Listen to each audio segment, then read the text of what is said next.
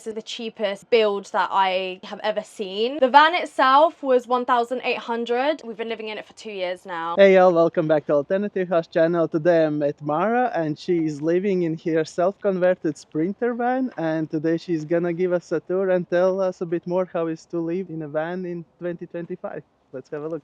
Hey, this is my van. It's a bit dirty at the moment, but come on in.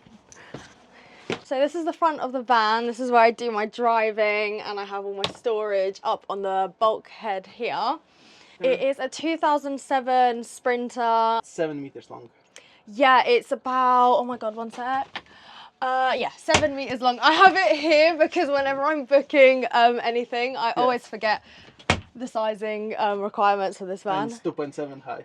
Yes, 2.7 high. Okay. And here you have kitchen. Yeah, so here I have a fully functional kitchen. I didn't want to have something that I had to like pack away. So I got a 2-burner hob with an oven, and then I've just got all my stuff in here. Funnily enough, I also have some of my cupboard spacing in my kitchen as well, because I ran out of space in my cupboard. I did originally have 2 fridges, but I've only got 1 now because it was just a bit too much on my old battery setup. But now that I have my new battery setup, it probably would have been fine. And yeah, I've got a full-size sink because I've previously had smaller sinks, and it just gets very messy, very full, and also water everywhere. But this is my kitchen, and I've got just like, if I can open it, more storage here, here, and here. How big is the fridge, you know? 50 liters? I don't actually know, but I think... Looks like 50. I think it is about 50 without liters. freezer, no? No, it does have a freezer really? compartment. It's got like a little tiny one here where I've got my That's good. fruits and vegetables. It's a little bit dirty at the moment, but And you mentioned that the old system was not enough, and what do you have now? The batteries? batteries. So previously I think I had 240, but I've got a 300 amp hour lithium battery. I had lead acid before, and I've got the new Renogy ones, which is very good. It's more than what I need, but it's great for when I'm in places like England where there's like no solar. But I've got 340 watt of solar, so that's also pretty good. 300 ampere hours, 12 volt system. Yeah, it's everything in here is 12 volt. I wanted to just simplify it as much as possible. I do though have an inverter for my water heater, because that's the only thing that's not 12 volt in my van. And also an inverter to charge my like laptop and everything like that, basically. The water boiler is running on 220. Yeah, it was 240, Yeah, 220, yeah, 240, 220, that sort of thing. And it's actually in here in my cupboard space, which I recently changed because I did have a 12 volt water heater, but I just found that it was taking so long to heat up. So I ended up getting this household red ring heater. It's about 6 liters, so plenty for me to have a shower. How much batteries it drains, you know? Did you check like when you turn it on? No, I don't. Is it always on, or you just turn it on? It isn't always on. I have a switch in here for my inverter, so I can switch it on, but it's always wired in, so I can like take it off and plug it in if I wanted to say charge something else.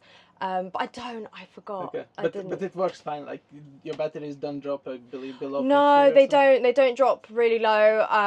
Again, because my new battery setup, I'm able to sort of like drop it a little bit lower than I would usually drop it on my other ones. And I've got the up to 2000 watt inverter, so yeah, it's worked fine. Yeah. And you built this van yourself? Yeah, me and my partner built this van at the end of 2021, I think it was, or 2022. I can't remember the years. Everything since COVID has blended into one. And it took us about 2 months to build. And we did it in December, and we were living in it whilst we were building it, so that was a bit crazy. But yeah, everything in here that's why it looks a bit rough around the edges in some places. It has character, definitely. Right. But let me show you my shower room. I recently redid the lino in the shower, and the shower set up since when I first bought it. But yeah, I've got a separate tiny in here. Literally, I can walk in, close the door. I've got all my stuff out in here, so I'm not living out of boxes. And also, this has been super useful for if I ever wanted to just hang up some clothes, I can just wash them in the sink.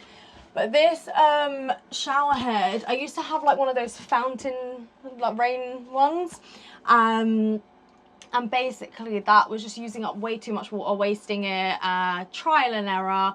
We ended up getting this one, sort of like a gym shower, and a push button so that we can time it and use the water efficiently, basically. Oh, that's clever. I never have seen in the van. Yeah, so you know what? Like, we really got inspired from like a gym. Yeah. We thought, what works, what doesn't. We had a turn on and off tap before, but we just realized that the water was going so quickly. But yeah, that's my shower.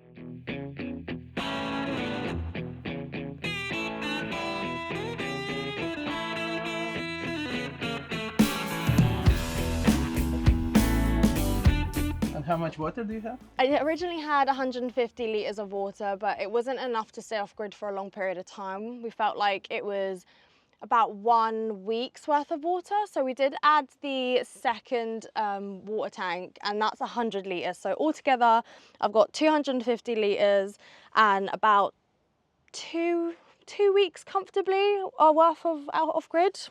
That's nice. Yeah. And what, you had made something on the tank? Yeah, oh my So we do a lot of doing things ourselves. This is just a bottle. It's so that basically when we're going around on the roads, the water doesn't come out, it just self-contains itself.